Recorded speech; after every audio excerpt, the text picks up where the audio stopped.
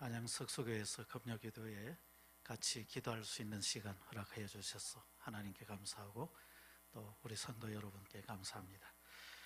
제가 작년 9월 8월 말까지 9월 초까지 우리 김창곤 목사님 또 GMS 이사장 재임하시는 기간 동안 제가 한 3년 본부에서 선교국장으로 사역을 했었습니다. 그리고 작년 9월에 다시 베트남 현장으로 들어가서 또 한 7개월 정도 새롭게 베트남 필드 사역을 또 연속해서 하고 있습니다. 지금 한 23년째 이제 베트남에서 사역을 하고 있고요. 또 그동안 한국 본부 사역하면서 우리 전 세계에 흩어져 있는 우리 GMS 선교사님들 섬기다가 또 다시 이제 현장으로 들어가니 좀 어리버리한 그런 이제 초년생 선교사가 되었습니다. 그래서 최근 들어 제가 한 3년차 신임 선교사 심치영 선교사입니다. 그렇게 우리 베트남에서 후배들이나 또 주변 선교사님께 인사를 하고 있습니다. 그동안 많이 바뀌었고 또 선교 현장들도 또 많이 변화가 있었고요. 또 짧은 시간 한국에서 또 사역하고 짧은 시간이라 생각했는데 다시 돌아가니까 또 베트남의 속도를 맞추는 게 또 쉽지가 않은 이제 그런 상황들 속에 있습니다. 감사한 것은 우리 또 현장으로 다시 돌아가서 사역하면서 우리 김창곤 목사님과 우리 안양 석소교회가 또 베트남 선교의 동력자가 되어주시고 또 함께 기도를 베트남을 위해서 기도를 또 보태주셔서 얼마나 감사한지 언제 한번 감사 인사를 드렸으면 좋겠다는 마음이 있었는데 이번에 또 불러주셔서 또 왔습니다. 이번 한 주간 제가 한국에 들어온 것은 우리 선교사님들 그리고 본부의 선교사 훈련생들 GMTI 훈련생과 선교사님 대상으로 한 주간 월요일부터 오늘 오후 5시까지 5일 동안 카이로스 선교 훈련을 이렇게 진행을 했습니다.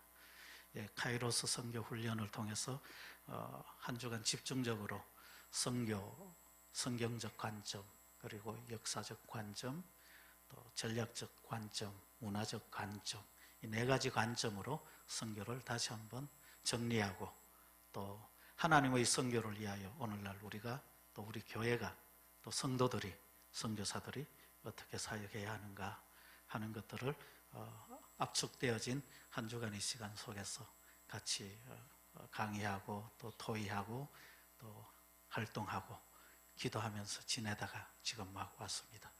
그래서 제 한 주간의 마음속에는 그냥 선교에 대한 용어와 선교적 마음으로 굉장히 뜨거워 있는데 오늘 이 저녁에 같이 함께 또 금요 기도회로 선교를 나눌 수 있게 되어서 너무나 기쁘고 감사한 마음 먼저 표현해 드리고요. 그런 의미에서 여러분들도 또 새롭게 오랜만에 어떻게 보면 베트남에 대해서 저에 대해서도 처음 또 만나는 시간이니까 마음을 열고 또 서로 소통하고 또 하나님의 기도 제목을 나누는 의미에서 베트남 말로 인사를 한번 같이 해봤으면 좋겠습니다. 신짜오. 아니 가르쳐 드리지도 않았는데 어떻게 다 잘하세요?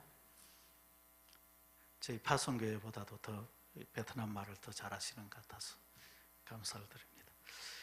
베트남 인사로 또 이렇게 해주셨으니까 제가 힘을 얻어서 오늘 선교와 기도, 돌파, 선교적 돌파를 위한 선교와 기도에 대한 주제로 같이 선교적 이야기와 또 베트남의 또 이야기들을 섞어서 아마 저녁 시간을 같이 나눌 수 있지 않을까 생각이 되어집니다. 기독교는 역설의 종교다. 우리가 흔히 그렇게 우리 기독교를 표현할 때 우리가 그렇게 표현들 하고 또 듣기도 합니다. 역설이라는 말은 표면적으로는 모순되는 것 같은데 그 속에 진리가 있는 말입니다. 모순되고 아닌 것 같고 틀린 것 같은데 그것이 진리였던 그런 사실은 죽음을 이긴 부활을 이야기하는 종교가 없습니다. 죽는 데서 다 끝나고 사망이 이 세상을 다 모든 사람들의 운명을 다 주관하고 장악한다. 죽음으로 다 세상은 끝난다라고 생각하는 사람들의 마음 또 그런 사실 속에 아니다. 사망을 이길 권세가 있다. 사람이 있다. 예수 그리스도. 하나님의 능력으로 죽음도 이겨내시는, 죽음을 주관하시는 통치자, 세상의 주 하나님이 계시다. 이게 우리가 믿는 하나님 아니십니까? 우리가 기도하는 이유도 이 큰 능력이신 하나님이 오늘 우리 이 땅에 우리의 제한된 상황 속에, 우리의 문제 속에 찾아와 주셔서 그 하나님의 능력으로 해결될 줄로 믿습니다. 그렇게 기도하는 것이죠. 그런 의미에서 우리는 죽음이 있지만, 죽음을 당했지만, 그러나 그 죽음을 이겨내는 부활의 종교요, 생명력 있는 능력의 종교, 우리 기독교의 신앙인 것입니다. 이 역설의 진리를 가진 진리 속에 있는 사람들은, 성도들은 역전의 용사들입니다. 역전이라는 말은 뭡니까? 서울역압, 부산역압이 역전이 아니고 형세를 뒤바꾸는 거죠. 상황을 바꿔놓는 거죠. 그런 의미에서 모든 그리스도인들은, 모든 성도들은 상황을 바꿔놓는 역전의 용사들이다. 그런 믿음으로 오늘 이 저녁에 다 나오신 줄 믿습니다. 성도들 어떤 사람들인가? 여러 말로 정의를 할 수 있고 또 표현할 수 있습니다만은 오늘 읽지는 않았지만 바로 읽은 본문 바로 앞에 4장 5절에 표현대로 한다 그러면 성도, 열방으로 보내진 성도들은 두 가지 사실에 근거한 정체성을 가지고 있다. 첫 번째는 우리가 아닌 예수 그리스도를 전하는 자, 예수 그리스도의 주님 되심을 전하는 자가 성도다. 그리고 두 번째는 예수를 위하여 성도들이, 우리가, 내가 당신들의 종된 것을 보여주는 자. 두 가지입니다. 흔히 우리는 예수님의 주님 되심을 보여주면 그것이 성도요, 선교사요, 사역자요, 목사요, 장로요, 집사요, 하나님의 자녀들이다. 그렇게 이야기합니다. 그런데 세상 속에 던져진 자, 세상 속에 보내진 자, 열방 속으로 파송되어 보내진 자들은 예수 그리스도의 주되심을 당연히 높여야 하거니와 그 예수 그리스도의 주되심을 높이기 위하여 보내진 그 세상 속에서 종된 것을 나타내는 자들입니다. 이것이 같이 가야 되는 거죠. 10절 말씀에 같이 읽은 마지막 부분이잖아요. 우리가 항상 예수의 죽음을 몸에 짊어지면 예수의 생명이 또한 우리 몸에 나타나게 하려 함이라. 성도들은 예수 그리스도의 살아계심을 나타내는 자예요. 우리의 삶으로, 우리의 입술의 고백으로, 또 우리의 기도로, 우리의 예배로 예수 그리스도의 살아계심을, 예수 그리스도의 그 생명을 드러내는 자예요. 아, 저 사람 얼굴을 보니까 예수님이 살아계신 것 같아요. 저 사람의 성김을 보니까 하나님은 있는 것 같아.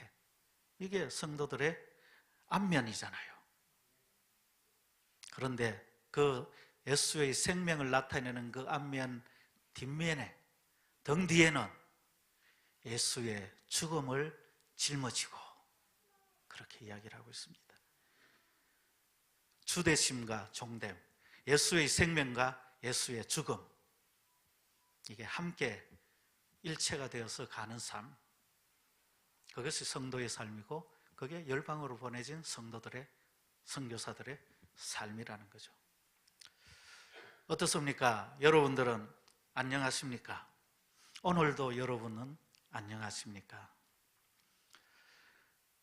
우리가 사방으로 우겨삼을 당하여도, 답답한 일을 당하여도, 박해를 받아도, 거꾸로 트림을 당하여도,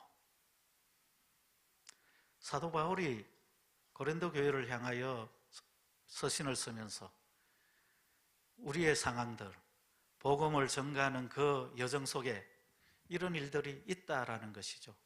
우리의 인생 여정 속에 여전히 동일하게 이런 일들이 있다라는 겁니다. 예수 그리스도를 믿고 나니까 우겨삼도 없어졌더라. 답답한 일은 하나도 없어. 박해? 아니야, 평안해.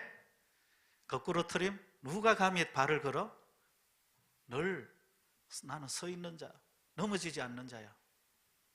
이렇게 고백하는 것이 아니라 복음을 짊어지고 그리스도를 만나서 회심하고 그리스도의 종, 이방인을 위한 종이 된 바울이 가는 그 길은 사방으로 우겨쌈을 당하는, 답답한 일을 당하여도, 박해를 받아도, 거꾸로 트림을 당하여도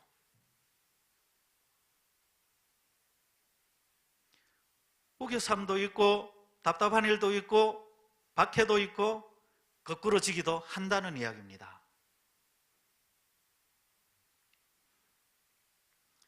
우리의 상황, 우리 주변의 상황은 어떻습니까? 그리고 선교지의 상황 어떻습니까? 오늘도 우리는 사방으로 우겨쌈을 당하는 어려움 속에 있을지도 모르겠습니다. 이 저녁 기도하러 나오시기 전에도 그냥 그 답답한 심정, 이거 어떻게 하면 좋겠습니까? 마침 기도 시간이니 교회 나가서 기도해야 될 텐데, 하나님, 너무 힘들면 또 기도도 안 되잖아요. 하나님, 기도할 수 있는 은혜를 주십시오. 나의 누구에게도 표현 못하는 이 답답한 일 해결하여 주십시오. 이런 일을 눈앞에 두고 나오신 분 계실지도 모르겠습니다. 괜히 주변의 환경이 나를 힘들게 하고 나에게 딴지를 걸고, 옛날처럼 6.25 전쟁이나 아니면은 일제시대의 그런 정치적, 국가적 어려움 속에서 핍박이나 박해는 없을지라도 내 사회 환경 속에서 여전히 나를 힘들게 하는 그 무엇, 나를 짓누르는 그 무게감, 그런 어려움 때문에 또 고민하고 계신 분이 계실지도 모르겠습니다. 이미 나자빠지고 이미 거꾸로져서 하나님, 내가 앉아야 될 텐데, 일어나야 될 텐데 힘이 없습니다. 그런 난간에, 어려움에 부닥친 성도님 혹시 계십니까? 우리의 상황 속에서도 그런 일들이 있을 수 있고, 복음을 전가하는 선교의 여정에도, 교회가 세워지는 그 과정에도, 한 성도가 그 마을에서 예수를 믿는다는 그 복된 그 회심의 길 속에서도 동일한 이런 어려움들이 발생을 할 수가 있습니다. 이 난간을, 이 어려움을 어떻게 극복해야 할까요? 어떻게 돌파를 해야 할까요? 기도밖에 없습니다. 그래서 선교의 현장에 기도가 필요합니다. 그런데 선교의 현장에 있는 선교사나 성도들이 그 현장 속에 빠져 있을 때, 힘든 고난의 여정 속에 있을 때에는 기도할 힘이 없고, 또 견디어내기에, 인내하기에 그것조차도 힘들어하는, 힘겨워하는 그런 일들이 많이 있죠. 그래서 오늘 교회가 선교를 위해서 기도해야 되고, 선교지를 위해서 기도해야 되고, 그 영적인 치열한 전투 속에서 그 자리를 지켜내려고, 한 걸음 더 후퇴하지 않으려고 힘껏 부대껴 하면서도 그 자리를 지켜내는 사역자들을 위해서 오늘 기도를 해야 하는 것입니다. 복음서에 보면은요, 예수님이 기도하는 장면들이 많이 나오잖아요. 새벽 미명에 기도하시고, 한적한 곳에 가셔서 또 기도하시고, 큰 이적들, 큰 사역들 행하시고 난 다음에 또 밤에 기도하시고, 사람들, 제자들을 세우기 전에 또 세우고 나서 기도하시고, 십자가를 지시기 전에 감람산에 올라가서 기도하시는 예수님. 그가 공생애의 사역을 시작하면서부터 하나님께 기도하면서 시작하고 마칠 때까지 기도하시면서 십자가를 지신 하나님이신 예수님. 복음서에는 기도하시는 예수님의 모습이 나옵니다. 그런데 재밌는 것은요, 마지막 감람원에 기도하러 올라가실 때 제자들을 다 끌고 올라가시는 그 기록 외에는 예수님은 기도하셨는데 제자들은 스스로 기도했다라는 기록이 없습니다. 그냥 우리에게 기도를 가르쳐 주십시오, 뭐 이런 정도의 궁금증과 또 질문은 있고 배우기를 원했지만, 제자들이 직접 나서서 기도로 문제를 어떻게 해결했다, 기도하러 어디로 갔다, 예수님은 산으로 갈 때 우리는 호숫가로 갔다, 이런 거 없어요. 예수님이 기도를 하셨습니다. 왜 그럴까요? 이 복음서의 시대는, 예수님의 공생애의 시대는 예수님의 때, 예수님이 일하실 때였기 때문에 그렇습니다. 하나님이 약속하시고 또 언약으로 주셔서 구원을 위하여 보내신 아브라함과 다윗의 자손 예수, 한 여자의 후손으로 이 땅에 오신 예수, 인류가 범죄하고 타락함으로 말미암아 하나님과 멀어지고 관계가 깨어지고 회복되어질 수 없는 그 상황 속에서 예수 그리스도를 통하여 구원이, 예수 그리스도를 통하여 새로운 생명이, 예수 그리스도를 통하여 새로운 하나님의 자손들이 이 온 땅에, 온 세계에 가득하리라고 약속해 주신 그 약속에 따라서 예수님이 오신 거죠. 그리고 그 예수님이 지금 일하시고 계신 거죠. 하나님의 일을 하고 계시기 때문에 하나님께 함께 기도하며 하나님과 동력하는 것입니다. 그런데 복음서의 기도의 모습들, 흔적들, 애씀이 없던 제자들이, 재미있는 것은 사도행전에 가면 예수님이 성천하시기 전에 너희가 보혜사를 기다리라, 보혜사를 약속하시고, 그리고 예루살렘에서 모여 기도하라 해서 말씀을 따라 제자들이 모여서 기도하기 시작했어요.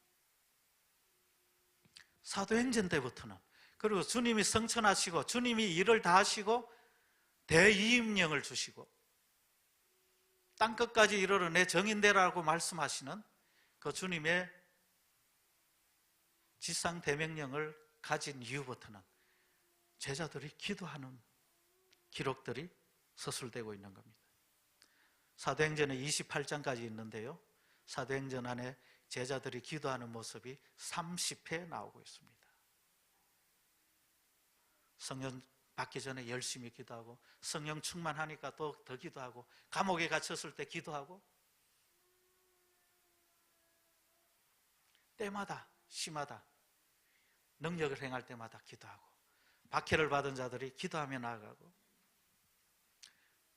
로마인 이방인에게 나아갔을 때에 기도하며 성령의 충만함을 받고, 선교사를 보낼 때 기도하고,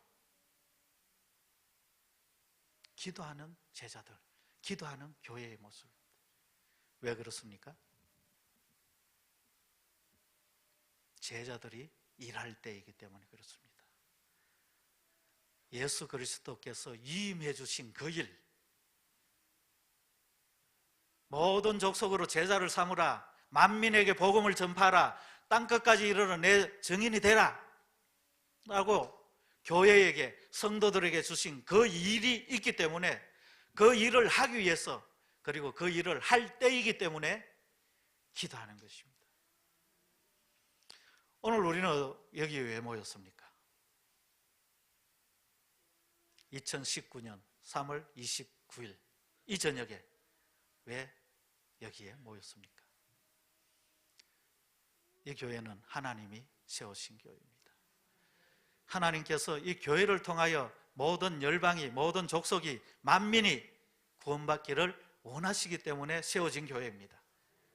우리가 그 교회의 그냥 작은 한 부분이 아니라 그 교회 자체입니다. 저와 여러분들이 교회의 몸을 이루는 공동체, 교회는 건물이 아니라 예수 그리스도를 믿는 믿음의 사람들의 모임이잖아요. 우리가 거듭난 것은, 우리가 성도된 것은, 우리가 교회로 모이는 것은 하나님의 나라를 나타내기 위하여, 예수의 생명을 나타내기 위하여 모든 열방으로 우리가 받은 이 상단의 복을 그들도 받아 모든 족속이 복을 받게끔 하기 위하여 우리가 부름을 받았고 그 일을 위하여 오늘 이 저녁에도 모인 것이죠. 우리가 세상을 위하여 일할 때입니다. 우리가 한국 민족을 위하여 일할 때입니다. 우리가 세계 열방에 흩어져 있는 아직까지 복음이 증거되지 아니한 그 족속을 위하여 일할 때입니다. 예수님이 일할 때 예수님이 기도하셨던 것처럼, 초대교회가 제자들이 일할 때 제자들이 기도했던 것처럼, 오늘 우리 교회가 이 세상을 위하여, 한국을 위하여, 우리 주변에 있는 영혼들을 위하여 일할 때이기 때문에, 일하고 있기 때문에 오늘 우리가 기도해야 되는 것입니다. 우리가 만일 기도하지 않는다면 전 세계의 미전도 종족들 가운데서 놀라운 복음의 돌파는 더 이상 없을 것입니다. 대부분의 성도는 우리 개인적으로 먼저 받은 복, 하나님이 우리를 부르셔서 우리에게 먼저 허락하여 주신 은혜와 그 축복들, 우리 한 주간 카이로스를 하면서 우리 카이로스 프로그램에서는 그 복을 탑라인 블레싱이라고 표현합니다. 먼저 받은 상단 축복. 하나님이 아브라함을 부르실 때 먼저 아브라함에게 먼저 복을 주시고 복이 되게 하시고 자손도 주겠다 하시고 이름이 창대하게 하겠다고 약속하시고 그렇게 약속대로 성취를 하시잖아요. 그러니까 아브라함을 불러서 아브라함의 가족들에게, 아브라함의 자손들에게 먼저 주시는 복, 그게 하나님이 먼저 받는, 먼저 주는 복이에요. 상단 축복, 탑라인 블레싱입니다.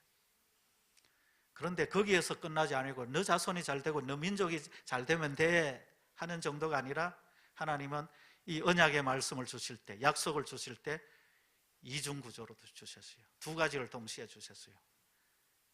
3, 4절 후반부로 가면 어떻게 이야기합니까? 복이 되어진 아브라함, 너로 인하여, 너를 인하여, 너를 통하여 땅의 모든 족속이 복을 받게 하겠다. 하나님이 우리에게 먼저 복을 주시고 먼저 부르신 것은 또 우리가 축복된 자고 하나님이 자녀된 것도 기쁘지만 우리를 통해 또 약속되어진 축복이 있는 거죠. 너를 인하여 모든 족속이 복을 받는다. 모든 민족이 복을 받는다. 이 복이 바텀 라인 블레싱, 하단 축복, 상단 하단. 이건 각각 떨어져 있거나 상단만 받거나 누구는 하단만 받거나 이게 아닙니다. 하단의 축복만 받은 사람은 선교사를 가고 상단의 축복을 받은 거는 사람들은 한국에 남아있고 이것도 아닙니다. 상단의 축복을 받은 사람들은 하단의 축복까지도 나눠야 되는 그 복의 넓이와 크기가 있는 거죠. 동일한 복, 함께 주시는 복. 그래서 모든 성도들은 전부 다 열방을 품은, 세계를 품은 그리스도인들인 것이죠. 베트남으로 갔다고요? 저만 베트남 선교사고 저만 해외로 나가 있는 선교사적 삶을 사는 사람입니까? 아니요. 함께 기도하고 함께 세계를 품고 협력하고, 그리고 이 땅에 온 베트남 사람, 이 땅에 온 중국 사람, 이 땅에 온 우리 눈앞에 다가온 또 다른 민족들을 향하여 이 땅에서도 함께 그 영혼들을 위하여 기도하고 그들을 살려내는 일을 하는, 오늘 이 한국에 있는 모든 교회가, 모든 성도님들이 전부 다 선교사들인 것이죠. 따라해 볼까요? 선교사님, 저도 선교사님과 동급입니다. 자신이 없으신가요? 저도 그 정도는 합니다. 자신 있게 웃으면서 한번 선포해 보십시오. 아니요, 현장에 나가 있는 선교사님보다 더 큰 일을 하는 선교사들이 여기에 더 많이 계신지는 모르겠습니다. 여러분들이 그런 하나님의 부르심에 초청받았다는 사실을 믿으십니까? 아멘입니다. 그렇습니다. 이미 여러분들은 우리 지난 2년, 아니 길게는 10년 이상 GMS 이사장님을 역임하신, 그리고 여전히 GMS와 세계 선교사님들을 품고 기도하시고 동료 가시고 계신 김창곤 목사님을 통해서 여러분들이 이미 세계의 중심이 되셨다라, 저는 그렇게 여러분들에게 확인시켜주고 싶습니다. 세계의 중심, 센터, 멀리 있는 것이 아니라 세계를 위하여 기도하고 열방을 위하여 기도하고 열방의 선교를 위하여 함께 협력하고 관심 갖고, 그리고 한 마음 되는 그곳이 하나님이 계시는 중심이에요.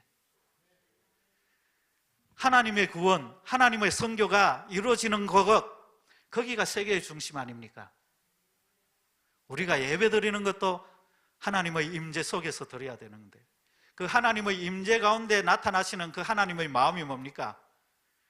내가 너를 복주겠다, 너가 나의 복이야, 그리고 너를 통하여 열방이, 모든 족속들이, 모든 민족들이 복을 받게 돼 있는 거야. 하나님의 중심이고 마음이고 방향입니다. 그래서 선교는 어떤 선교 단체의 가치와 목표와 또 그 방향으로 선교하는 거 아닙니다. 어떤 한 교회에 잘하고 또 뭐 이렇게 하고 싶은 일들을, 세우고 싶은 건물들을 어디에 다른 나라에 좀 세웠다고 그 선교 잘하는 거 아닙니다. 선교는 선교하시는 그 하나님의 마음을 같이 동감하는 것이죠. 그 하나님의 아버지의 그 마음을 같이 나누어 갖는 데서부터, 그 하나님 아버지의 그 방향과 그 뜨거움을 공유하는 데부터 선교가 함께 시작되고 함께 진행되는 것입니다. 하나님의 선교에 부름받은 모든 성도들이 오늘 저와 여러분인 것을 믿으시기 바랍니다. 지금은 우리의 때입니다. 우리가 세계를 위하여, 한국을 위하여 일할 때입니다. 그러므로 우리는 기도해야 합니다. 그 다음 보시면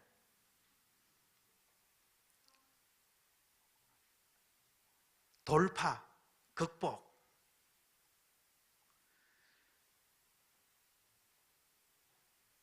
우겨삼이 있다 그랬습니다. 답답한 일이 있다 그랬습니다. 박해가 있고 거꾸로 트림, 넘어짐이 있었는데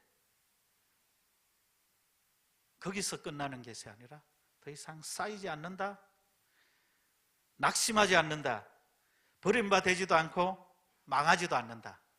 아무리 우리를 공격하고 아무리 우리를 넘어뜨리고 아무리 우리로 사방으로 우겨싸서 우리를 포기하게 하는 상황이 발생한다 할지라도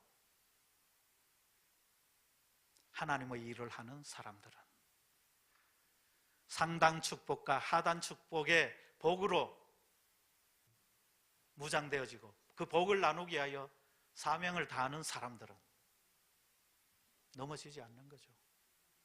망하지 않는 거죠. 왜 주변이, 왜 마귀가, 왜 악한 세력들이 우리를 우겨싸고 답답하게 만들고 낙심하게 만들려고 그러고 또 넘어뜨리고 그렇게 하겠습니까? 하나님 나라의 승리, 하나님 나라에서 주는 그 예수 그리스도의 그 생명, 그것들이 사망을 위협하고 사망의 권세를 좌지우지하려고 하니까 그 사망의 세력이 위기감을 느끼고 흔들리고 곧 패배할 수밖에 없는 자기들의 운명을 알기 때문에 최후의 발악을 하는 거죠. 그래서 치열한 영적 전투가 발생하는 겁니다. 그래서 우리의 주변을 우겨싸고 넘어뜨리고 핍박하고 그렇게 하는 거죠. 사명이 있는 자는 이 상황을, 이 난간을 능히 극복하고 돌파해내는 줄 믿습니다. 베트남에 제가 한 3년 공백 속에 본부 사역을 하다가 다시 들어갔습니다. 지금 6개월, 이제 7개월 맞이하는데요. 본부에 들어오기 전 근 한 19년, 20년 동안 베트남 사역을 하면서 저는 개인적으로 두 가지 사역의 큰 중심축이 있는데, 하나는 베트남 현지 교회, 현지 교단과의 파트너십을 통해서 공인되어진 교단과 함께 선교사로서 협력하고, 그리고 현지 교단이 더 복음화의 역량이 강해질 수 있는 그 일들을 위해서 같이 기도하고 협력하는 동반자 선교의 한 축이 있습니다. 그리고 또 다른 한 축의 사역의 방향이 있는데, 저희가 96년도에 베트남에 단기를 일정을 가고 또 정탐을 하고 돌아와서 베트남에 있는 미전도 종족 프로파일이 몇 종족들이 있는데 그 가운데 한 종족을 가지고 들어왔습니다. 베트남 메콩 델타에 있는 카메르족. 여러분 다낭 가보신 분 계신가요? 북쪽 하노이, 하롱베이 가보신 분 계신가요? 요즘 베트남 관광 여행 상품이 워낙 많고 또 상갑에도 많이 가고요. 최근 한 3, 4년 전부터 다낭은 이 베트남을 방문하는 최고의 여행지고, 하루에 8편, 9편의 직항이 인천에서 다낭까지 오고 가고 하면서 근 3,000명 가까운, 2,000명, 3,000명 가까운 한인들이 그 비행기를 타고 베트남을 왔다 갔다 합니다. 하루에 2,000명, 3,000명의 한국 사람들이 베트남을 왔다 갔다 하고 계신데 여기는 그 가운데 속한 사람 아직 아무도 없으신가요? 그런데 이 베트남이요, 이 지금 남쪽에 있는, 예전에 어르신들은 사이공이라 그러면 더 잘 이해하실 도시, 월남 그러면은 더 친숙한 나라, 월남전. 혹시 또 주변에 월남전 군인으로 베트남 땅을 갔다가 오신 분도 계시고, 아니면 삼촌이나 주변에 또 시동생이나 뭐 주변에 그렇게 계실지도 모르겠어요. 그런데 그 남베트남의 월남의 사이공이 수도였는데 공산화되면서 호치민이라 이름 바뀌었고요. 그래서 요즘 호치민과 하노이를 착각하시는 분이 많으신데, 호치민은 옛날 사이공이 바뀌어진 이름, 그것이 호치민입니다. 그래서 호치민이 월명이라 그랬죠. 옛날 북베트남의 주석이었고 지도자였기 때문에 호치민 간다 그러면 북쪽에 간다 이렇게 생각하고 가시는 분 많아요. 제가 서너 차례 우리 동기 목사님들 베트남 왔다고 전화를 해서 내가 어디 호텔인데 1시간 안에 좀 볼 수 있어. 내가 저녁 시간밖에 자유시간 없어. 차 한잔 마시자. 그래요? 어디십니까? 어디 호텔 커피숍이래요. 그런데 그 호텔이 사이공에 호치민이 없어요. 어디라고요? 처음 들어보는데. 큰 호텔 5성급인데 몰라? 하노이에 계시군요. 수도가 하노이예요. 북쪽. 호치민이 남쪽, 옛날 사이공인 것 바뀐 줄 모르고 호치민하고 하노이하고 착각하셔가지고 하노이에 와서 호치민에 온 걸로 착각해서 호치민에서 사역하는 신모 선교사 동기라 그러던데 연락처 받아와가 전화를 한 거예요. 목사님, 제가 거기 가려면 공항까지 가는데 1시간 걸리고요, 비행기 타는데 또 1시간 걸리고, 비행기 타고 가면 2시간 가야 되고요, 1,700km나 떨어져 있는데요 1시간 안에 못 갑니다. 어떡하죠? 그렇게 뭔지 몰랐다. 그렇게 많이 왔다 갔다 하시는데, 이 호치민 사이공 이남 메콩 델타 평야 지도 한번 보여주세요. 그 땅이 예전에 베트남 땅이 아니라 지금 khmer 사람들 땅이에요. 캄보디아. 그래서 이 메콩 델타, 이 메콩강 델타 지역, 평야 지역에 산이 없는 이 지역에 khmer 사람들이 살고 있는 거예요. 원래 khmer 땅이었으니까 원주민들 한 120만 명 정도. 저희가 첫 방문을 하고 중부도 가지 않고 또 시원한 고원이 있는 달랏이라고 하는 1500 해발고지, 커피도 많이 나고 딸기도 있고, 저희가 거기를 먼저 방문했더라면 제가 메콩 델타 쪽으로 안 갔을 거예요. 시원한 데로 고원 지역으로 갔을지 모르겠는데, 첫 방문에 미전도 종족 프로파일 리서치를 갖다가 가져온 프로파일이 베트남 khmer족. 한번 방문하고 리서치하고 교회 방문해보고 khmer족 베트남 교회 열린 교회에서 모였었던 교인들하고 기도 한번 하고 돌아와가지고 6개월 후에 저희 가정이 베트남 khmer족 미전도 종족 입양 사역을 위한 선교사로 97년 2월에 파송받아 베트남 들어갔어요. 그때부터 목표가 있으니까 입양식을 하고 거기에 헌신을 했으니까 베트남 땅에 있는 khmer족 가운데에 자생자전하고 재생산이 가능한 모교회가 세워지기까지 저희 가정이 헌신하겠습니다. 이 일을 위해 우리 서대문교회가 함께 기도하고 계속하여 그 종족을 위하여, 그 복음화를 위하여, 그 종족 안에 자생적인 지도자, 자전하고 자치적인 지도자가 생기고 교회가 세워질 수 있도록 우리가 그렇게 기도하고 선교하겠습니다. 이렇게 우리가 기도하고 저희가 보내진 것이거든요. 그러니까 두 가지의 사역의 큰 축이 베트남 가서 베트남 현지 교단 속에 선교적 DNA를 심고 협력하면서 베트남의 정교회 가운데 건강한 교회, 목회, 선교적 DNA의 전수를 위한 역할, 그리고 하나는 메콩델타에 있는 아직까지 스스로 자기 민족, 자기 언어로 자기들끼리 모이는 교회, 합법적으로 허가되어진 교회 없이 일부 120만 명 가운데 1000명 내지 1500명 정도 예수 믿는 사람들이 있는 것 같은데 다 어디에 있는지 아직 모른다. 저희 들어갈 때 그랬어요. 숫자 통계는 나와 있는데 어디에서 어떻게 모이는지 아직까지 다 흩어졌다. 공산화되고 나서 흔적이 없다. 그런 상황 속에 들어가서 1000명이라고 하면 어디라도 있을 텐데 가서 그 사람들을 찾기 시작했고 그들이 모이는 교회가 지점이 어딘지 또 열려진 교회를 찾아다니면서 khmer족들의 공동체에 집중되어 있는 곳과 또 그들의 흔적들을 찾아가면서부터 시작되어졌습니다. 97년도 들어가서 그 종족들을 위한 리서치와 그 종족들이 집중해 있는 지역에 몇 개 안 되는 열려있는 교회들에게 또 같이 협력하고 그 교회와 더불어서 그 종족을 향한, khmer족을 향한 또 복음이 넘어갈 수 있도록 같이 비전을 나누고 현지 교단과 함께 협력하면서 그 khmer족들의 민족을 넘어서는 하나님의 복음의 방향을 같이 논의하면서 현지 교회를 협력하고 종족의 어프로치를 했습니다.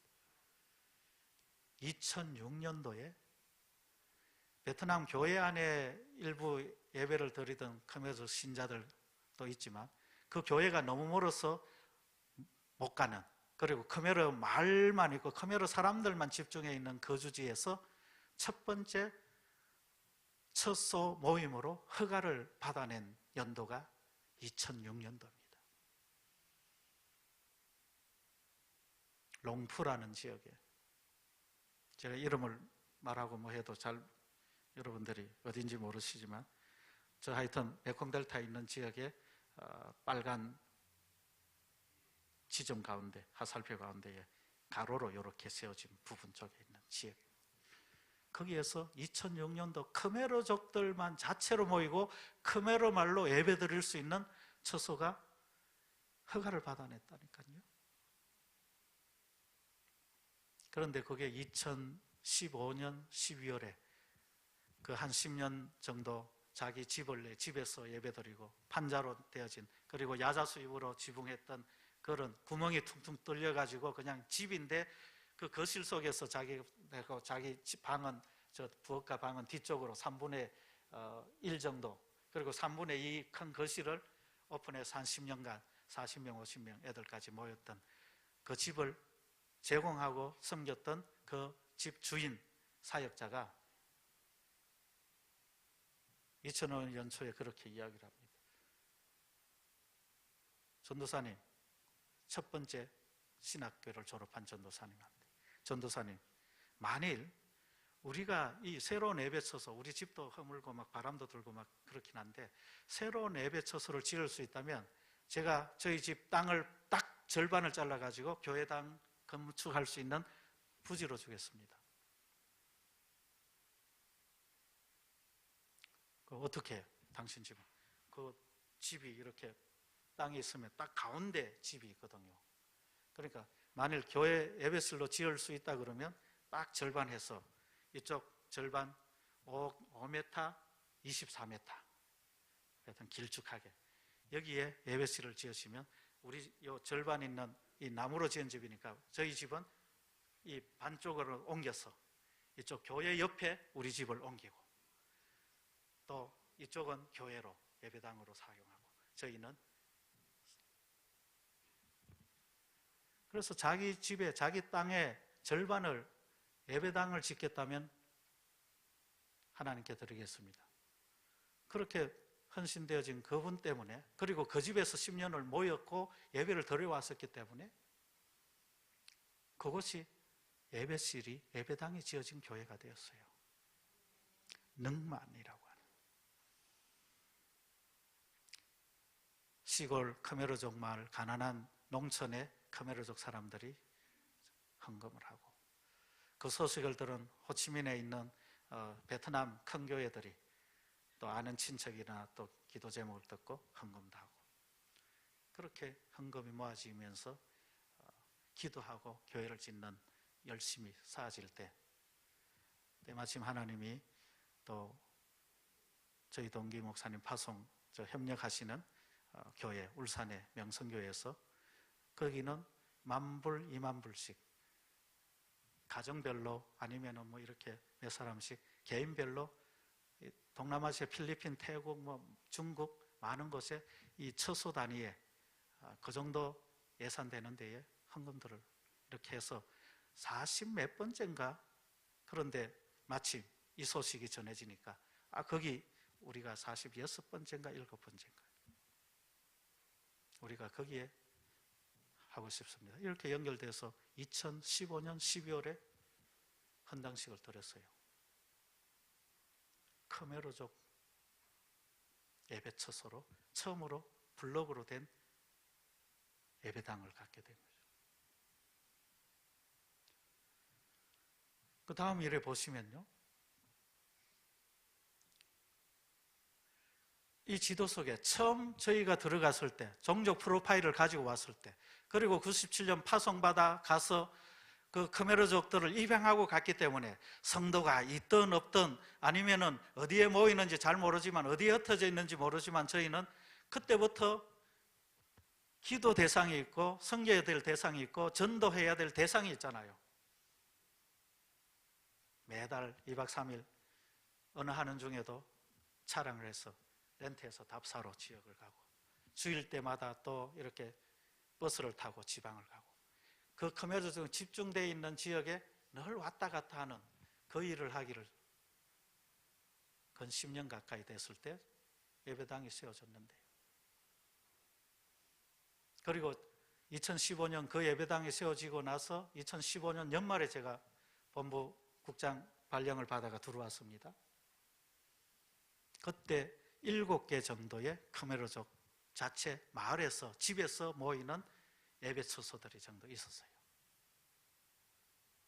그리고 그때는 베트남 신학교가 76년도에 닫혀지고 2003년도에 다시 이제 공인을 받고 신학교가 재개교가 되면서 그동안 목회자 양성을 합법적으로 못했던 베트남 땅에서 2003년도부터 75년 이전에 있었던 뿌리 깊은 그리고 복음적이고 전투적인 그 교단의 신학교에서 신학생들이 합법적으로 공부하기 시작했는데 khmero족 가운데에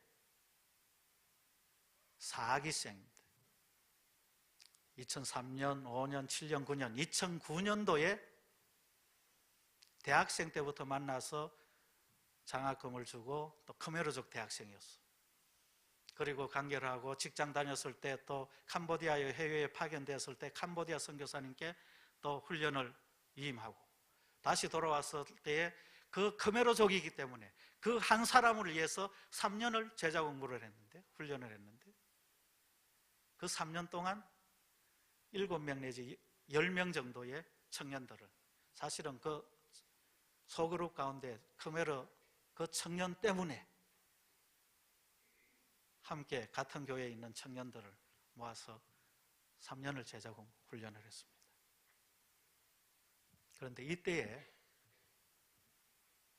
매주 목요일마다 정기적으로 모이고 현지 청년들이 모이니까 한 3년쯤 되니까 경찰이 와가지고 여기가 음악원 아니냐, 음악학원이 아니냐, 여기서 가르치는 것은 음악인데 왜 일반 khmer 사람들 또 베트남 청년들이 와가지고 여기서 성경 공부를 하느냐. 이미 다 알고 있다가 와서 지적을 하면서 여기서 종교활동하는 거 안 된다. 그러면서 그 모임들이 흩어졌는데요. 그런데 그 3년 동안에 거기에서 두 커플이 나오고 거기에서 공인되어진 신학교에 khmer족을 때문에 저는 이렇게 그룹을 만들었는데 거기에 2기생, 3기생 신학생들이 들어가고 그리고 진짜 목회자를 만들고 싶었던 이 khmer 청년은 4기생이 되어서 비로소 나는 가정에서 저 시골에 우리 아버님 건강 때문에 약값도 필요하고 동생들 교육시켜야 되니까 나는 직장 다녀야 됩니다. 내가 장남이라서 가족 부양해야 됩니다 하면서 신실한 신자는 될 수 있는데 너 혹시 사역자, 목회자 될 마음 없냐? 설 물어볼 때 저는 못합니다. 그랬던 이 khmer족 류탐빈이라는 청년이 베트남 함께하던 공부하던 2기생, 3기생 먼저 자기보다 나이가 1살, 2살 어린 베트남 청년들이 신학교 갔는데 그 후배가 되어져서 내가 이제 성경 공부를 하면서 특별히 목적이 이끄는 삶, 베트남 버전의 책을 우리가 그때 읽어가면서 서로 토의하고 또 서로 쉐어링하고 했는데 그 중간쯤 갔을 때에 하나님이 나를 부르신 목적이 있는 걸 깨달았습니다. 저도 신학교 가겠습니다. 그렇게 헌신해서 신학교를 갔습니다. 2013년도에 졸업을 했거든요. 그리고 졸업하고 나가니까 첫 번째 khmer족 신학생이에요. 첫 번째 신학교를 졸업한 전도사요. 지금은 khmer족으로는 첫 번째 목사가 된 목회자가 있는 겁니다. 그리고 그 2년 후에 khmer족 후배 2명이 신학교에 계속 들어와서 지금 khmer족 합법적인 공인된 목회자로는 목사와 전도사들 3명이 지금 이 메콩델타에 있어요. 2015년 제가 본부 들어가기 전에 그래서 7개 정도의 처소가 자체로 모였는데요. 3년을 지나고 다시 지난 9월에 들어가서 예전의 처소들 만나며 신방하고 격려하고 또 우리 목사님, 전도사님 만나서 또 11월에 전도 집회, khmer족들만 모이는 전도 집회, khmer 예배 처소에서 khmer 마을 사람들만 모이는 그런 모임들 11월 성탄절 12월 26일 세 차례를 이렇게 하면서 khmer족들이 모이는 곳을 보니까 지금 바로 네모에 있는 이름들입니다. 글자가 희미해서 안 보이실지도 모르겠는데 베트남 표현으로 하자면 다이땀, 화탄, 남텟, 능만, 롱푸, 부미, 런덤, 박리우, 적둥, 동탄, 찌떤, 짝구. 베트남 말 잘하죠? 12곳에 이미 khmer 자체 허가되어진 처소로 이렇게 모이고 있어요. 제가 가면서 감격한 것이 역시 이야기하는 대로 가르치는 대로 우리가 고백하는 대로 선교는 내가 하는 것이 아니라 하나님이 하시는구나. 하나님이 하시는 그 선교에 내가 동참자로 정인으로서 함께 그 현장을 목도할 수 있고 확인할 수 있고 간증할 수 있는 자리가 복된 자리, 그것이 선교사의 자리구나. 제가 베트남에서 느끼는 감동은 베트남에서 정의하는 선교사의 정의는 바로 이런 하나님의 선교에 하나님의 그 마음에 하나님의 그 방법에 하나님의 그 뜨거운 열정에 같이 방향을 맞추고 또 같이 바라보기만 해도 선교는 이루어지는구나, 성취되어지는구나, 돌파되어지는구나, 극복해지는구나, 그렇게 느껴지는 거죠. 그런데요, 이 교회들마다 지금 이름이 그냥 이렇게 해서 숫자가 많으니까 좀 하나님이 굉장히 많이 부흥을 하게 하셨네, 그런 느낌으로 들었을지 모르겠는데요, 제가 이 교회들 이름마다 그 장소와 그 성도들을 떠올리면 어느 한 교회, 어느 한 지역치고 간증이 없는 데가 없어요. 스토리가 없는 데가 없어요. 거꾸로 트림도 당하고요, 박해를 당하고요, 사방으로 우겨쌈을 당해서 여기에 도저히 여기에 뭐 희망이 있겠느냐, 여기까지인가 보다, 답답한 일들을 당하는 그 환경 속에서 시간이 지나고 보니까 그들의 믿음이 오히려 하나님께 더 가까이 나가면서 성장한 그 모습으로 교회로, 집안에서 모이고 그냥 따로 작은 건물이라 하지만은 그냥 3, 40 모이면 꽉 차는 그런 건물. 그런데 그렇게 하나님께 칭찬받고 헌무할 만한 그런 교회로, 그런 공동체로 이분들이 있다라는 겁니다. 교회마다 스토리가 있는데 역전의 스토리들. 제가 다른 곳, 다른 나라, 다른 지역은 안 가봐서 잘 모르지만, 많이 다녔지만 그냥 그달기로 잠깐 왔다 갔다 하는 방문은 많았겠죠. 그러나 그 속에서 사역을 안 해봤기 때문에 그 선교사님의 느낌과 마음은 아니지만, 적어도 이 메콩델타에 있는 이 지역, 이 사람들, 이 교회만큼은 여기에서 역사하시는 하나님은 정말 역전을 일궈내시는 큰 능력이 있는 하나님이다, 이렇게 간증할 수 있습니다. 아까 능만이라 그랬죠, 첫 번째. 이 능만이 첫 번째 제가 이야기했던 그 교회의 지역의 이름입니다. 자기 땅을, 자기 집을 옆으로 물리고 자기 땅 중앙에 있던 집을 한쪽으로 치우치고 한쪽을 온전히 예배당으로 만들어 놓은 그런 믿음에서 2006년도에 허가를 받은 지방정부가 성인회중 커뮤니적 모임 첫 번째 허가증을 받았으니까 사실은 그 얼마나 힘들겠어요. 두 번, 세 번은 쉬운데 처음 새롭게 허가를 받는다, 새롭게 인정받는다, 이건 베트남 상황 속에서 그렇게 만만한 일이 아니거든요. 그가 5년 전에 병이 걸렸다가 기도해서 나음을 받은 그 체험 때문에 예수님을 믿고, 예수님이 살아계신가 보다. 그래서 그 집에서 열심히 동네 애들 모아가지고 같이 예배도 드리고, 주변에서 1km 안에 큰 사찰이 있어요. 소성불교 사찰. 절이 있으니까 바로 절 영향권 아래에 있는 바로 그 마을에서, 그 밑에서 예배를 드린다니까 주변 마을 사람들이 얼마나 픽박하고 박해를 하는지. 시장에 물고기를 잡아 가지고 나도 예전에는 잘 사주고 인사하던 사람들이 그들도 보지도 않고 왕따 시켜요. 하루 종일 앉아 있어도 그 물고기 사주지도 않고, 이래저래 핍박받고 박해받다가 견뎌내니까, 시간 속에서 인내하니까 허가증이 나왔습니다. 허가증을 받고 또 10년을 지나니까, 그리고 헌신하여 땅을 내오니까 건물이 세워졌습니다. 그래서 교회는 건물이 먼저가 아니라 사람이 먼저죠. 신자들이, 믿음의 사람들이, 그 사람들을 통한 기도가, 눈물이 쌓여지니까 그 다음 필요한 것들이 따라오게끔 되는 화탄입니다. 여기에는 그 집에 아무도 예수 믿는 사람이 없었습니다. 그런데 이 집에 큰 장자, 큰 아들이 고향을 떠난, 집을 떠난 지 10년이 되어져도 집에 돌아오지 않고 어디 있는지 몰라요. 잃어버린 아들.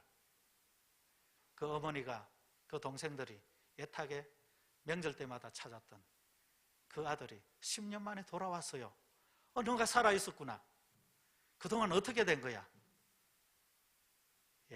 제가 10년 전에 캄보디아 넘어가서 푸놈펜에서 살아냈는데 거기서 예수를 만났습니다. 거기서 한국 선교사님을 통해서 예수를 믿게 되고 지금 사역자가 돼서 전도사가 됐어요. 그런데 그동안 살아내느라고 또 헌신하고 사역자 훈련받고 또 뭐 하느라고 정신없고 바빠서 못 왔는데 한 10년쯤 되니까 어머니 생각나고 혹시 걱정하고 계실까 싶은 마음에 4월 초에 신년 명절 때 이번에는 고향을 가야지. 그리고 캄보디아 국경을 넘어서 고향까지 온 거예요. 이 집안은 어떻게 됐겠습니까? 잃어버렸던 큰아들, 동생도 여동생도 같이 온 가족들이 모여가지고 살아있다라는 것을 확인하고 기뻐하고 감사하면서, 그런데 그 오빠가, 그 장남이 믿는다는 그 예수님에 대한 이야기를 듣고 뭔가는 잘 모르지만 우리 큰아들이 이렇게 살아 돌아왔고 살려주신 하나님이라면 우리도 믿겠다. 그리고 우리 아들이 가르치고 직접 전도사로 그 복음을 전한다 그러니 우리도 열심히 아들을 위한, 아들이 믿는 그 기독교 우리도 믿어보자. 그 아들이 몇 주 있으면서 거기 예배를, 가족 예배를 시작했는데 여동생이 따라가가지고 캄보디아를 따라가서 거기서 2, 3개월 예배를 드리고 훈련받고 돌아와서 거기 그 집에서 예배가 시작됐습니다. 그리고 주변에 있는 가까운 친척 그리고 친구들이 모여서 한 20, 30명 정도 애들 포함해서 그렇게 자기 집 그냥 폭이 한 5m, 3m 딱 문 열고 들어가면 그냥 거실이에요. 이렇게 가로로 널찍한 거실에 빽빽하게 앉으면 20명, 25명. 그래서 예배를 드립니다. 그런데 정기적으로 20명 넘는 사람이 왔다 갔다 하고 예배를 드리니까 저 사람, 마을 사람들이 또 예배 드릴 때 밖에서 돌을 던져요. 위협하고. 왜 우리 khmer 사람들은 절에 나가야지, 소성불교 절에서 시작하고 죽을 때까지 절에서 죽는, 그리고 모든 명절 때마다, 그리고 소성불교 중들은 다 이렇게 시주를 하러 다니잖아요. 그러면 나와서 또 보시도 하고 그러는 마을 주민 함께 해야 되는데 당신은 왜 우리 마을에서 우리 종교를 떠나서 우리 마을을 어렵게 만드느냐 이거죠. 그 여동생의 남편이 핵심적으로 예배 드리는데 열심으로 또 구전일 다 하는 사역자처럼 일했는데요. 마을 사람들이 그 사람이 눈에 가시가 져서 하루는 저녁 때 어디 시장 갔다 들어오는데 보니까 집이 불타고 있어요. 집이 불타고 있어요. 마을 사람 누군지 짐작은 가고 또 뭐 청년이나 동네 사람 했다는 건 알겠는데 누구도 내가 했다는 사람이 없으니까 불타는 집을 보면서 울면서, 그러나 낭망하지 않고 주저앉지 않고 그냥 또 불탔으니까 그냥 그 장모님 계신 집으로 와가지고 그 다시 좀 수리하고 들어갈 때까지 몇 개월을 같이 더부살이해서 살면서 그러면서 계속 예배를 드렸어요. 그 스토리가 2011년, 12년 오래돼서 CGN 방송국에서 메콩강을 따라서 이렇게 쭉 베트남, 캄보디아, 라오스 복음의 역사에 다큐멘터리를 만든다고 PD하고 촬영 감독이 왔을 때 제가 그 집에 안내를 해서 그 처소를 갔어요. 이런 스토리가 있는 곳이다. 그런데 인터뷰를 합니다. 인터뷰를 할 때 그 PD가 여성 PD인데 아주 똑똑한 PD더라고요. 그런데 그런 일을 당했는데, 그런 어려운 일을 당하고 굉장히 불안한 상황인데 어떻게 계속 여기에 모여서 예배를 드릴 생각을 했느냐, 혹 예배 드리면서도 불안하지 않았느냐, 그런 류의 질문을 해서 물으니까 우리 그 집이 불탄 그 사역자가, 젊은 사역자가 하는 이야기, 아직 성경도 잘 모르고 또 우리가 설교를 하거나 같이 예배를 드려도 전도사님 오실 때 외에는 우리가 잘 이렇게 설교, 성경 공부 잘 못하지만 찬양하고 또 나는 무엇보다도 이렇게 하나님께 기도할 때, 기도하는 중에 하나님이 저에게 너무 큰 평화를 주십니다. 주변을 생각하고 막 하면 누가 말하면 불안하지만 예배 드릴 때는 너무 평화로운 마음을 하나님이 주시니까 이 예배를 거칠 수가 없다라는 거예요. 불안하지 않습니다. 예배 드릴 때, 기도할 때 하나님이 저에게 평강을 주십니다. 그래서 지금까지 중단 없이 예배 드릴 수 있었습니다. 그 자료를 찾으면 또 나올지 모르겠습니다만 그런 대답을 했어요. 한 교회가 세워지는데, 한 믿음의 예배 공동체가 세워지는 데 있어서 그냥 되어지는 데가 하나도 없어요. 12개 다 하려고 그러면 12시간 지나도 우리가 끝나지 않을까. 돌아갈 시간이 다 된 것 같은데, 설교 시간 평소보다 더 긴 것 같은데 이제 2개밖에 안 했네. 마지막 이야기 안 할까요? 럼티시라고 하는, 저 사진입니다. 제가 베트남 없을 때예요. 베트남에 있을 때 우리 그 첫 번째 전도사님, khmer족 공인 전도사님 계셨다 그랬잖아요. 신학교 졸업하고 그 khmer족 집중되어 있는 메콩델타 지역으로 내려가서 이제 직접 합법적인 공인된 목회자니까 khmer족 마을 다니면서 또 아는 사람 개별로 이렇게 교회 개척을 하기 시작했는데, 2014년 3월 달에 첫 번째 예배를 드렸어요. 그동안 개별로 이렇게 만나고 하다가 첫 모임을 예배를 드렸는데, 어린애를 포함해서 한 15명 정도, 한 서너 가정 이렇게 해서 첫 예배를 드리고 찍은 사진, 그 사진을 호치민에 있는 저한테 보내주면서 이번에 이 람티시라고 하는 이곳에, 이 마을에서 시작된 예배 모임입니다. 15명이나 됩니다. 1년 동안 이 모임을 위해서 1년 동안 마을을 다니면서 또 개별로 성경 공부 개인적으로 하다가 이제 함께 예배를 드립니다. 그랬는데요, 8월달 5개월밖에 안 됐는데, 반년도 안 돼가지고 8월달에 경찰이 찾아왔습니다. 허가 없이 예배를 드린다고 전부 다 조사를 받았습니다. 저도 경찰서 가서 조서를 꾸몄습니다. 불법적으로 모였다고 사인도 했는데, 저희 담임 목사님, 베트남 목사님이 오셔가지고 다음 주에 또 이 문제에 대해서 또 이렇게 논박을 해야 되고, 또 이 문제를 해결하기 위해서 경찰서 출두 명령을 받았습니다. 그런 연락을 받았어요. 그래서 벌금을 먹일지 아니면은 khmer족 목회자, 베트남 목회자보다도 어떤 의미에서 이 베트남 사람들이 조금 무시하는 소수 종족 목회자 아닙니까?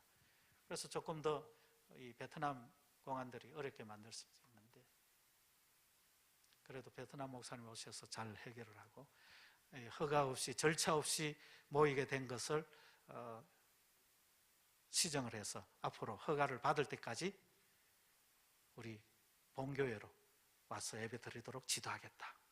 단 12km, 15km 이렇게 가야 되는 곳이니까 오토바이 있거나 차량편 있는 사람은 금방 갈 수 있지만 자전거나 아니면 걸어서 가야 되는 주민들, 어린애들은 못 가거든요. 그래도 어떻게 그렇게 지도하겠다 하고 약속을 하고 각서를 쓰고 모든 문제를 크게 더 발생시키지 않을 정도로 무마시키고, 대신에 여기서 허가 전까지는 절차 없이 허가 없이 안 하겠다라고 그냥 예배 모임을 중단하고 그냥 본교회로 하는 걸로 정리를 했습니다. 그렇게 정리된 줄 알았습니다. 그런데 제가 본부에 있을 때 작년 초 1월 달에 연초에 메일이 왔습니다. 저희가 다시 예배 모임을 연초부터 시작합니다. 아니, 법적으로 누가 허가를 받았냐? 그러진 않지만 그 3년 동안 저희들이 다 흩어지고 또 위협도 당하고 또 뭐 주변에서 주시도 하고 그러니까 초반에는 위축되고 이렇게 그냥 멀리 힘들지만 몇 분은 먼 교회로 가고 나머지는 그냥 집에 있거나 그랬는데, 좀 지나면서 우리 몇 가정이 그래도 우리 예배를 드려야 되지 않습니까? 처음에는 막 불안해하고 경찰서 갔을 때 예수 믿으면 또 예배 드리니까 이런 어려움이 있구나 막 그랬던 사람들도 갈수록 하나님이 그 마음속에 담대함을 주셨는지 예배 여기 드립시다. 뭐 경찰서 부르면 한 가지요. 이런 사람이 늘어나서 한 3년 지나면서 개별로 그냥 성경 공부하고 하면서 믿음이 됐는지 이제 예배 드리기로 했다는 겁니다. 참 감사하죠. 야, 참 고마운 일이고 더 담대하게 예배 드릴 수 있도록 여기서도 기도하겠다 그랬어요. 그런데 한 2달쯤에 구정 지나고 3월 달에 또 메일이 왔습니다.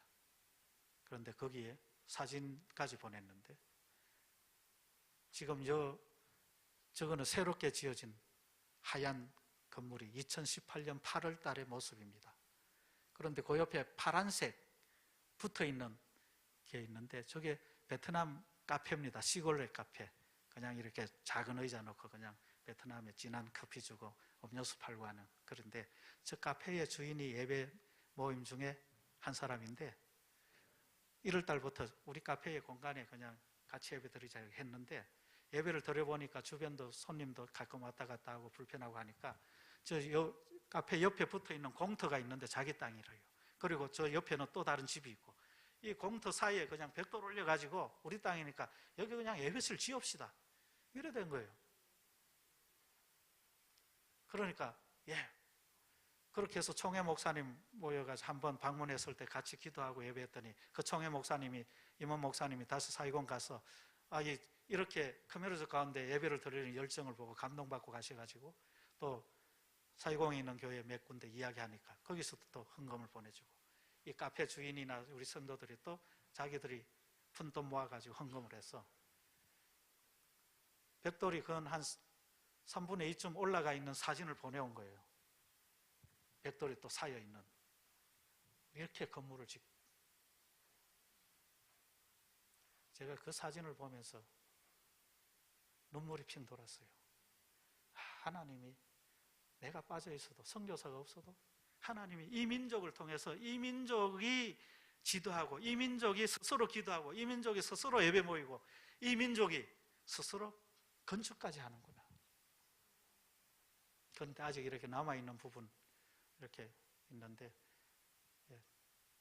그 부분을 보면서 아직 조금 한 30% 정도 공정이 남았는데 벽돌 살 돈 기다리고 있는데 저희들이 돈이 되면은 또 계속 짓겠습니다. 돈 보내주세요. 여러분 메일이 아니에요. 우리가 이렇게 일하고 있고 이런 감동이 있고 이런 협력해서 교회를 지어간다라는 이런 이야기를 하고 싶은 마음으로 가득한 그 사진과 글을 보면서 제가 그날 아침에 직원경건에 우리 GMS 간사들 아침마다 8시 반에서 9시 30분 경건회하고 전세계 선교사님 기도 제목 갖고 나눠서 기도하거든요. 그때 제 순서라서 사진을 보내준 사람이 보니까 하나님이 이렇게 역사하시고 선교는 하나님이 하시는 것이라고. 제가 khmer 사역 선교사로 보냄을 받았다고 그렇게 자처하고 기도도 하고 같이 옆에 있고 친구가 된다 뭐 된다 해도 나와 있어도 오히려 지금 더 많은 khmer족 가운데 부흥이 있는 그런 모습을 보면서 이런 감동이 있습니다. 그리고 이렇게 스스로 건물이 올라가고 있습니다.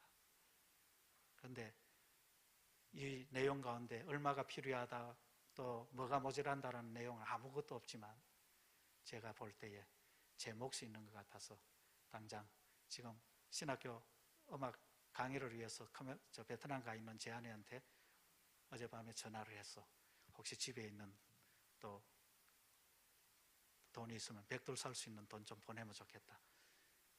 그 소식을 나누면서 그렇게 우리 부부가 같이 기뻐하면서 의견을 모았습니다. 이런 간증을 했더니 그 끝나고 나서 우리 직원 중에 간사님 중에 한 분이 저도 좀 어머님과 같이 기도하면서 좀 돕겠습니다. 그 다음 와서 500불을 또 가지고 오셨어요. 저희가 베트남에서 또 한 1,500불, 한 2,000불 하니까 그 다음 남는 벽돌 얼마 되지 않으면서 그게 다 가능하대요. 그렇게 함께 만들어져 가는 교회. 하나님이 먼저 마음을 주시고 그 사람들을 세우시고 그들의 헌신을 통하여 자발적인 그런 믿음의 마음으로 몸 성전의 먼저 세워지고 건물 성전도 따라가는 이런 모습들이, 이런 간정들이 카메라적 사역 속에 있는 것을 볼 때 제가 얼마나 감사한지요. 제가 다시 돌아가서 확인하는 게 있습니다.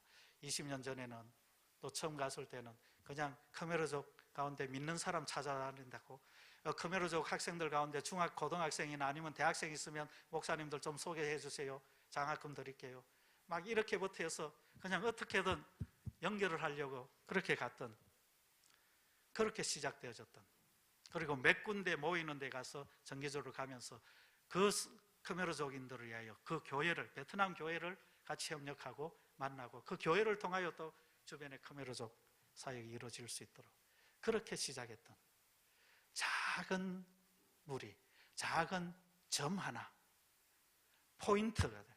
그것이 포인트가 점이 하나, 둘, 셋, 여섯, 일곱 이렇게 됐는데, 돌아와 보니까 12개예요. 그 지점들이.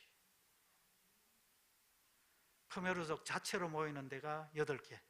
큰 교회 속에 30% 이상, 베트남 교회 안에 신자 수가 30% 이상 되는 교회가 4개. 그래서 12개. 이제는 이 점의 포인트에 만족이 아니고 이 점들을 선으로 만들어야 되는구나. 이제 포인트에서 라인으로 그래야 되겠다.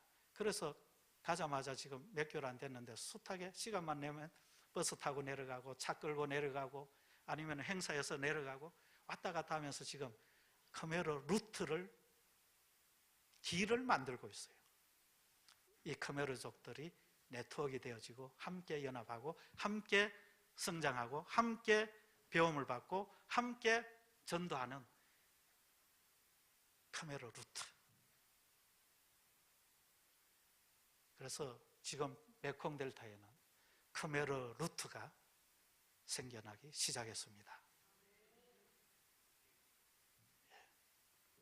시간이 많이 지났죠?